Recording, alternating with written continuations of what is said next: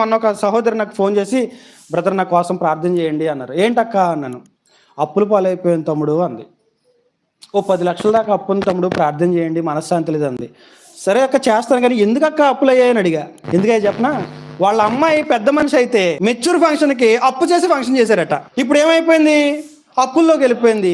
ఇప్పుడు ప్రార్థన చేయండి తమ్ముడు అంటుంది, ఏడుస్తుంది. గ్రాండ్గా చేయాలనే ఆశ ఉండడం తప్పులేదు, కానీ అది మనకు అవసరమా, మనం చేయగలమా, ఆలోచించాలా వద్దా? ఆలోచించకపోతే సమస్యలకి వెళ్ళేది ఎవరు అంటే, ఇప్పుడు మరి దేవుడు తెరచాలి చెప్పులు. ఇప్పుడు మళ్ళీ దేవుడి మీద నింద వస్తుంది. దేవా నిన్ను నమ్ముకుని ఉపవాసాలు ఉంటున్నాను, కన్నీళ్లు గారుస్తున్నాను, ఎన్ని చేస్తున్నాను, అప్పులు తీర్చవండి.